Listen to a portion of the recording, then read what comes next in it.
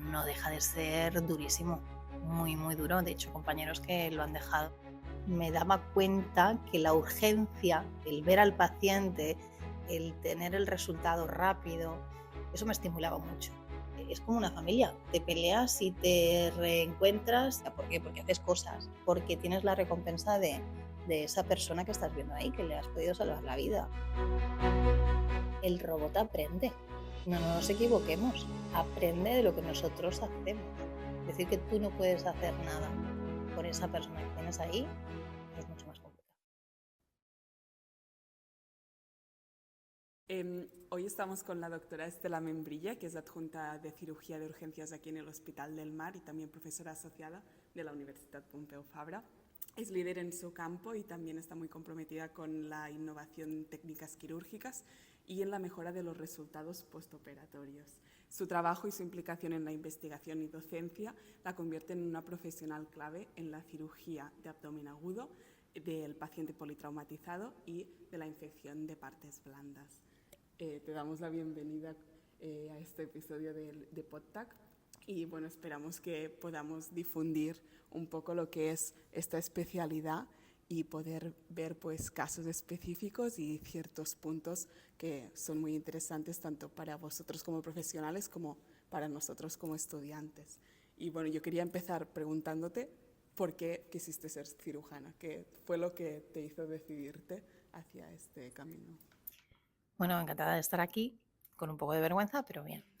Ah, bueno, lo estaba pensando, las preguntas un poquito como me las habéis pasado, pero le estaba dando vueltas. Y yo lo decidí cuando tenía 10 años. Yo cuando tenía 10 años empecé a pensar qué posibilidades profesionales iba a tener y me veía más cuidando gente, ayudando gente y estando en un hospital, aunque no tenía ni contacto ni absolutamente nada que tuviera nada que ver con la medicina. Y a partir de ahí, pues se fue, supongo que creando la idea, hasta que al final, pues cogí medicina. Bueno, y también muchas veces nosotros como los estudiantes nos olvidamos que los doctores también habéis sido estudiantes. Entonces, también queríamos preguntar, antes de profundizar más sobre la cirugía de urgencias, ¿cómo fue un poco la carrera o la residencia de cirugía general? ¿La carrera o la residencia? No tiene nada que ver. Pues la residencia. ¿La residencia? ¿Mejor que la carrera? La residencia es muy dura, pero la residencia es muy dura en casi todas las especialidades. Son muchas horas, es mucha implicación emocional, aparte de lo que tienes que aprender, porque son muchas horas de cansancio y al final pues es inevitable, ¿no? que salga más la faceta humana que la profesional, muchas horas en el hospital. En el caso de la cirugía general, pues son 5 años que son muy duros, son muy bonitos porque aprendes muchísimas cosas, estás haciendo lo que tú quieres hacer, pero no deja de ser durísimo, muy, muy duro. De hecho, compañeros que lo han dejado, ¿no? Porque vieron que no podían implicar toda su vida en esta especialidad y que no era lo que realmente se habían hecho la idea. No es fácil hacerse la idea de lo que vas a trabajar después. ¿Cuáles son los puntos más críticos en la residencia? Porque en la carrera sí que dices, pues cuando en tercer año y aún te queda la mitad, pero en la residencia, ¿cuándo dirías que es como un momento que estás bastante al límite y es una fina línea de decir sigo o cambio? Esto no te lo puedo decir porque cada persona es diferente. O sea, una persona, gente que lo ha dejado a los 15 días de empezar, porque se ha dado cuenta de que, no, de que el quirófano no era lo suyo, y gente que lo ha dejado pues, al cabo de 2, 3 años porque ha visto que su cuerpo ya con las guardias pues que no aguanta o que no le compensa la cantidad de horas que tiene que aplicar. Acordaros de que es una especialidad quirúrgica, que además del estudio que lo has de hacer cada día y todas las actividades que hacemos a nivel médico, no deja de ser también práctica manual, por lo cual también implicas horas al estudio y a la práctica manual. Por tanto, todo es crítico. Si me preguntas por mí, mis momentos críticos, después de cada guardia te replanteas la situación, ya os lo digo ahora, después de cada vez que no duermes te planteas la situación, después de cada valoración no tan positiva de cualquiera de tus compañeros, que en ese momento no son compañeros, si son jefes tuyos o responsables tuyos, te replanteas la situación, pero claro, cada uno va valorando lo que le compensa en la vida. No deja de ser por mucho que lo idealicemos, por cada mucho que sea para nosotros las profesiones más bonitas del mundo, no deja de ser un trabajo en el que tú implicas horas y que no te has de olvidar de que sigues siendo una persona, no eres un robot. Por tanto, la implicación emocional es muy alta. Son muchas horas, como os decía, es trabajar con mucha gente en un espacio pequeño. El quirófano, que es lo que nos gusta, de hecho, es un espacio muy pequeñito en el que tienes mucha tensión, entonces eso se refleja y te va marcando el carácter, vas cambiando, no eres el mismo que empieza la carrera, el que empieza la residencia, el que acaba la residencia o el adjunto cuando ya pasan unos años de experiencia, no tiene nada que ver. Probablemente ni siquiera tú te reconoces un poco y vas evolucionando como en cualquier otra, ¿no? En otra faceta de la vida. ¿Y cuándo hubo algún momento que dijiste, que decidiste, me gusta más la cirugía de urgencias que no, que no otra subespecialidad? Am, a mí me gustaba la cirugía de urgencias desde el momento que hice las prácticas de cuarto. Cuando hice las prácticas de cuarto, que eran de cirugía general, me daba cuenta que la urgencia, el ver al paciente, el tener el resultado rápido, eso me estimulaba mucho. Entonces, a mí me gustaba el quirófano, entonces era un poco, sabía que quería hacer cirugía general cuando hice tercero o cuarto, ¿no? Sabiendo sus desventajas, sabía lo difícil que era, sabía lo amplia, era consciente de toda esa situación. Y después en la residencia, pues vas experimentando cada una de las subespecialidades en realidad que vas estudiando y me gustaban todas. Entonces, seguía con mi idea de la urgencia como modelo de paciente que me gustaba atender. Entonces, con esa visión que un poquito he ido manteniendo, pues me decanté más por la cirugía de urgencias. A ver, no hay que perder de vista que depende de la época en la que vives, tienes más posibilidades de plazas en unos hospitales, en otros. Yo estaba en un hospital que ni grande ni pequeño, que es este.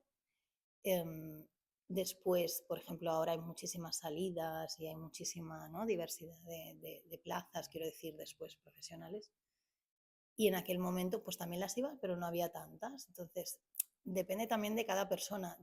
Muchas veces es el eterno residente, ¿no? Te quedas en tu hospital y tienes la duda de si te has de ir o te has de desmarcar para seguir evolucionando. Bueno, yo opté por quedarme en mi hospital. Sí que es verdad que está la idea del eterno residente y los que están a tu alrededor te siguen viendo como aquella persona que se empezó a formar y por tanto sigue siendo pequeña, ¿sí? Y eso nos pasa y os pasará a vosotros también. Pero opté por un ambiente que era muy familiar, es decir, es como una familia. Te peleas y te reencuentras y vuelves y tienes la misma sensación de cuando tienes una familia grande, que uno se lleva mal con otros o hay rencillas o lo que sea, y se reproduce exactamente igual en la vida profesional. Y yo opté por quedarme aquí en urgencias de cirugía. ¿Crees que hay mucho cambio entre la residencia y ya una vez empiezas la especialidad, como en los primeros años ya de adjunto, que realmente es eso, sigues siendo un poco el residente más si sigues en el mismo hospital, pero a nivel práctico? Sí, hay muchísima diferencia, pero porque por un tema de mental, de responsabilidad, ¿no? Tú eres el residente, yo no soy el responsable del paciente, aunque en realidad sí que lo eres. Parcialmente cada uno de nosotros es en su medida responsable de esa persona que está atendiendo. Pero sí que cuando tú haces el cambio y eres tú el que sin red tienes que ir enseñando a otros o eres responsable de lo que hacen otros que tampoco tienen tanto conocimiento, que están aprendiendo, sí, sí que cambia. Y cambia cuando haces las guardias y estás con un equipo y estás con más gente de tu especialidad. Cambia cuando estás solo absolutamente como adjunto en un hospital pequeño o en el que tengas menos recursos o te tengas que espabilar. O sea, cambia mucho. Pero la sensación que tienes cuando tú estás dentro es que cada año va cambiando. El miedo del R1 porque todavía no sé nada, miedo del R2 porque ahora tengo un R1 el cual tengo que enseñar y además yo ya tengo que aprender esto. Uy, que soy R3 y ya no soy de los pequeños, que ya empiezo a ser de, ¿no?, de los que tienen que dar la cara ante el adjunto. Y cada año tienes un motivo por el cual están angustiado, siempre. ¿Sí? O sea que bueno, va variando. ¿Y cómo dirías que es el día a día de un cirujano de urgencias? Varía mucho. O sea, no puedo hablar por todos los cirujanos de urgencias de cirugía general, porque en cada hospital la distribución es completamente diferente, entonces sería engañarte. Seguramente no puede ser la misma perspectiva que compañeros nuestros que ahora están en Vic, en Tarragona, en Sant Boi, en Belviche, en esas, ¿no? en esas subespecialidades que la que pueda tener yo. Si me estás preguntando por mi experiencia... De la cirujana de urgencias del Hospital del Mar. A ver, a mí me compensa. Es muy bonita porque tienes mucho contacto con todas las especialidades, con medicina de urgencias, con la UCI, con el quirófano. Dirás, ¿por qué te gusta tanto si luego pues no apretas tanto, ¿no? Si tienes que llamar a otro para que te ayude, si te va a costar seguir haciendo cirugía laparoscópica, que supongo que saldrá también, o ir evolucionando. Pues la variedad. A mí me gustaba mucho la variedad y me sigue gustando mucho la variedad. Es verdad que cuando los años pues te cuesta mucho, cuando tienes hoy, por ejemplo, que teníamos 50 pacientes, no sabes a cuál atender, todo el mundo agobiado, ¿no? Es complicado. Pero me encanta poderle dar una solución a un paciente que llega con una patología que lo veo desde el primer momento y soy yo la responsable de priorizar su entrada, priorizar qué se le hace, llegar al diagnóstico y además tratarlo. Entonces, necesitas muchas horas porque para el principio, para hacer todo eso y poderlo seguir, pues no puedes hacer tu horario normal, tienes que seguir, ¿no? Implicando más horas, que luego lo va reduciendo con el tiempo porque tienes otras obligaciones, pero me sigue gustando. Y me sigue gustando transmitir la necesidad de atender rápido, de atender bien, a pesar de tú estar nervioso o de no poder llegar a todo. Es lo que quizá me atrae un poquito más pensándolo un poco más profundamente. ¿Cómo gestionas este momento de angustia? De esto que dices, tengo que decidir. Difícil y depende de los años, ha cambiado mucho mi actitud, o sea, no, no sería sincera con vosotros si no digo que no me enfado, si no digo que no me pongo nerviosa, si no digo que de vez en cuando o muchas veces le pego, ¿no?, un bufido a alguien. Lo que sí que ha cambiado con los años, que me sigo poniendo nerviosa y me sigo estresando hasta en esa situación, y creo, porque a lo mejor el otro que me vea hablando ahora pues dirá, no, eso no es verdad, yo qué sé. Mi perspectiva por lo menos es que recapacito antes. Que si antes me enfadaba y la culpa era tuya porque no habías hecho las cosas bien y claro, lo tenías que saber, ahora me da la sensación de que puedo empatizar un poquito más, en el sentido de que me enfadaré contigo, te pegaré quizá, ¿no? Te diré lo que hay que hacer o lo que no, pero en el siguiente momento, y yo creo que también es a raíz de la simulación clínica que he aprendido un poquito eso, intento suavizar esa situación o intento pensar que no lo ha hecho porque tal, o entonces intento recanalizar la situación. No digo que no me enfade, ¿eh? Siempre estará ahí ese sentimiento. La relación con los demás profesionales, porque yo creo que es muy esencial y sobre todo vosotros que compartís espacio con muchas especialidades realmente y, por ejemplo, anestesia o los intensivistas, supongo que el espacio a veces coincide, ¿no?, al tratar los pacientes. De hecho, es más fácil cuando coincide el espacio que cuando no coincide. Es decir, cuando tú estás, por ejemplo, hoy, ¿no? Si tú estás estresado, ¿por qué? ¿Y te estresas por qué? Pues porque no llegas, ¿no? Porque no te da la sensación de que no eres capaz de poder atender a toda esa gente que lleva ahí esperando 6 horas, o que se te va a escapar el paciente grave, o que necesitas correr porque el quirófano, ¿no? Pues hay que entrar. Es más fácil gestionarlo si estás cerca y cara a cara, aunque parezca, ¿no?, mentira, que por ejemplo en un teléfono. Es mucho más fácil enfadarte por teléfono, es mucho más fácil eh, si no, no estando cerca de ese profesional, es más fácil que el contacto o la rencilla, que es habitual, porque el estrés va a provocar eso. O sea, has de ser consciente o hemos de ser conscientes que eso va a existir. Somos humanos, porque cuando nos estresamos somos así. Pero es más fácil de tratarlo, pues estando cerca de los radiólogos y yendo a hablar con ellos, como hoy me he enfadado con uno, pero probablemente cuando lo vea el lunes, pues intentaré, ¿no?, volver a... Pero por teléfono es muy fácil enfadarte. Es mucho más fácil enfadarte con medicina, ¿no?, de urgencias por teléfono, pero luego ir allí o con los compañeros de la UCI, que atendemos pacientes muy graves y a veces tenemos criterios diferentes, pero porque vuelven a ser situaciones estresantes en las que cada uno piensa que tiene o que tiene la responsabilidad que tiene y responde de una manera. Entonces, cuanto más cerca estés de los compañeros alrededor, claro, tienes más contacto, te enfadas más, pero suavizas más las situaciones después. Y ahora que nos hablabas sobre la importancia de priorizar a los pacientes según gravedad, ¿nos podrías decir algún ejemplo donde el diagnóstico rápido haya podido mejorar mucho el pronóstico del paciente después de hacer la cirugía o algún caso? Cualquiera de los pacientes que nosotros atendemos en urgencias, si son quirúrgicos, el diagnóstico rápido va a mejorar, es decir, van a tener menos complicaciones, desde una apendicitis aguda hasta un paciente con una neoplasia de colon. ¿Por qué?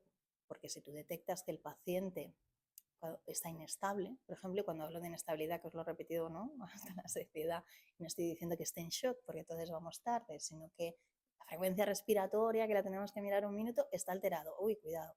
Que las piernas de aquella señora que parecía un dolor abdominal están azules y normalmente no están de esa coloración.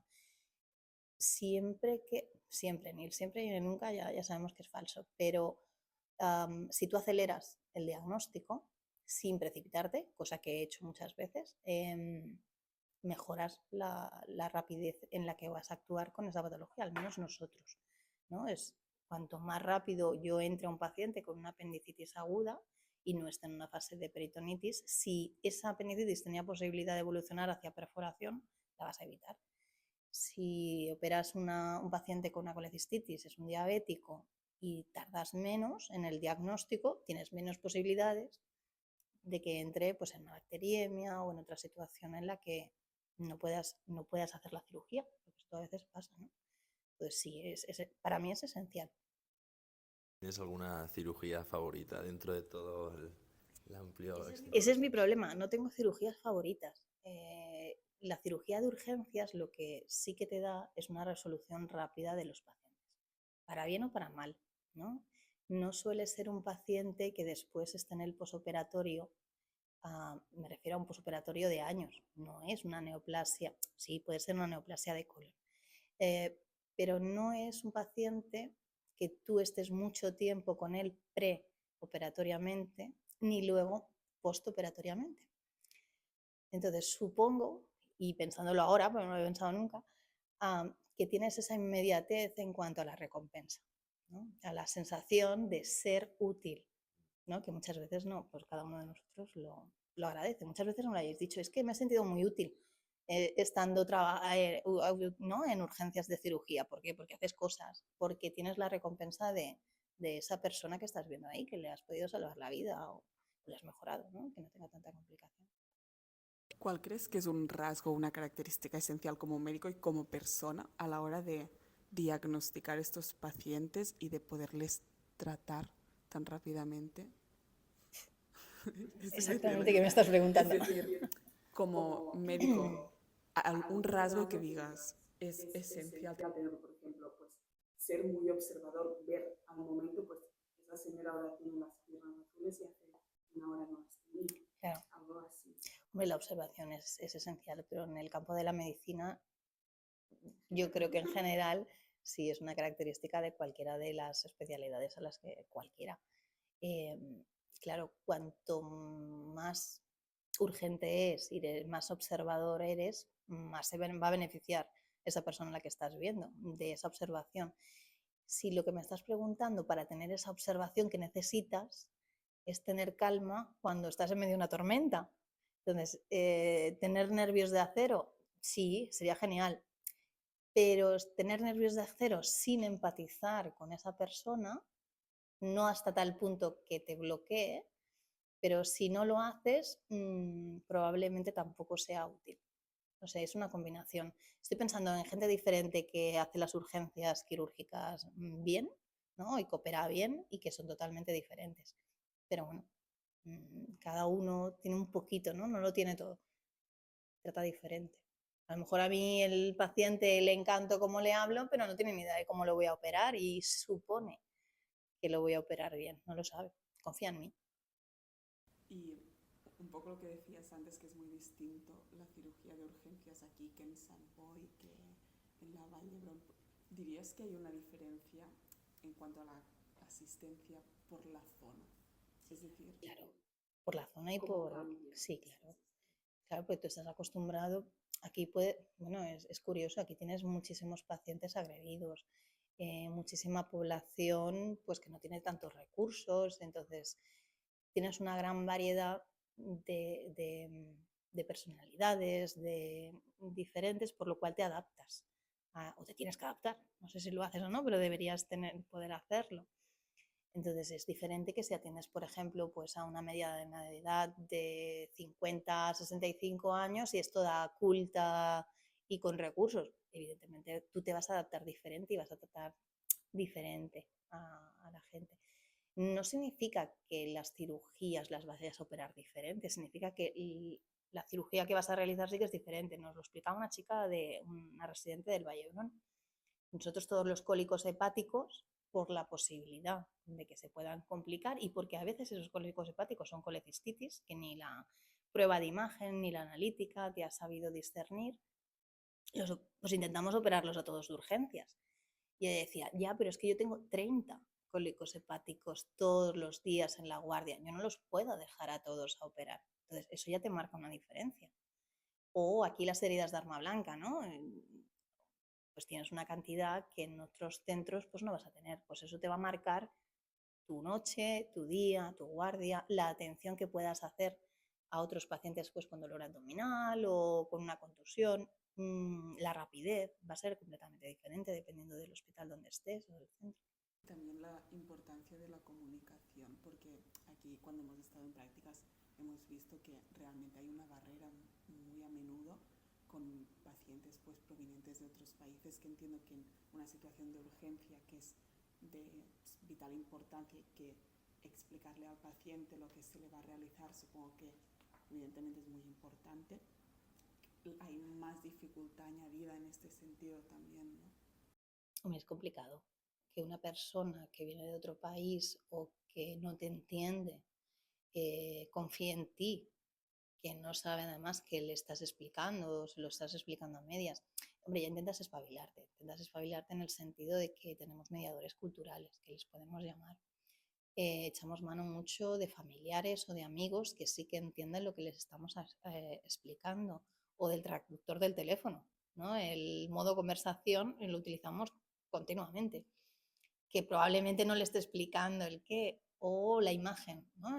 Tú tienes que operarte de un apéndice, la persona no sabe ni de qué corcho le estás hablando y echas mano del teléfono y le enseñas la fotografía de aquello que le vas a hacer, cómo se lo vas a hacer, intentas buscar mecanismos, no tienes otra. Al final, antes has hablado de la palabra adaptación, que también esto es muy importante.